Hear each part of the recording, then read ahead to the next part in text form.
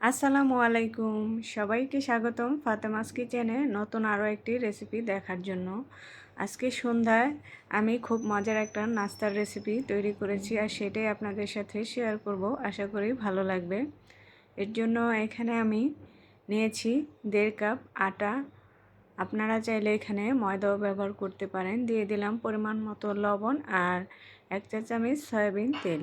এখন আমি আটাটা লবণ আর তেলের সাথে ভালোভাবে মিশিয়ে নেব। আর মেশানো হয়ে গেলে এখানে আমি নর্মাল তাপমাত্রার পানি দিয়ে সফট একটা সুন্দর ডো তৈরি করে নেব। আমরা যেভাবে রুটি বা পরোটার ডো তৈরি করি সেমভাবেই এই ডোটা তৈরি করে নেব। আর এই যে ডোটা কিন্তু আমার তৈরি হয়ে গেছে। এখন এটাকে ঢেকে আমি রেস্টে রেখে দেব 10 থেকে 15 মিনিটের মতো।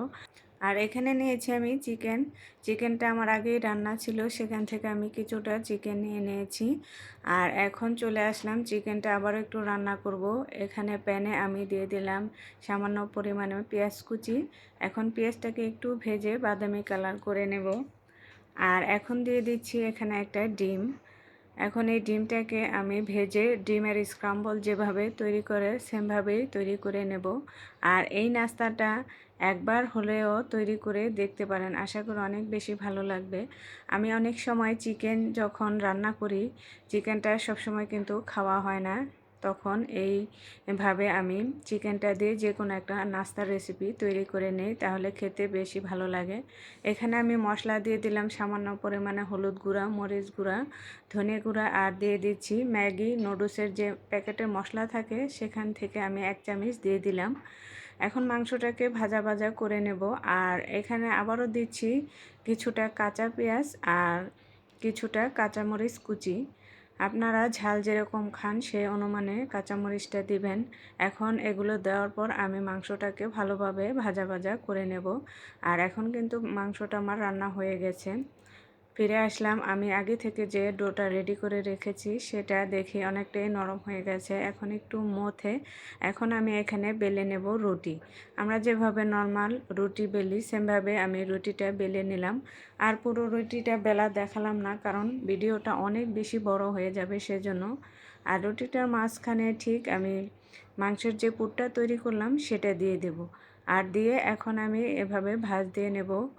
আর এই ভাঁজটা আমরা কিন্তু মোগলাই পরোটা তৈরি করার সময় দিয়ে থাকি, সেমভাবে আমি মোগলাই পরোটার মতো করে এই নাস্তাটা বানিয়ে নেব। আর এখানে আমি সামান্য পরিমাণে ময়দা গুলিয়ে নিয়েছি। আর এখন যে নাস্তার ওপরে ভাঁজটা দিব সেই ভাঁজের ওপরে আমি ব্যাটারটা লাগিয়ে দেব, যেন ভাজার সময় এই নাস্তার শেপগুলো ছুটে না যায় আর ভিতরের পুরটা বের হয়ে না যায়। আর আমি কিভাবে ভাঁজটা দিয়েছি অবশ্যই দেখতে পাচ্ছেন। আর এটা খুবই সহজ, আমরা তো সবাই মোগলাই পরোটা তৈরি করতে পারি। আর সেমভাবেই কিন্তু আমি মোগলাই পরোটার মতো করে এই নাস্তার শেপটা দিয়ে নাস্তাটা বানিয়ে নেব।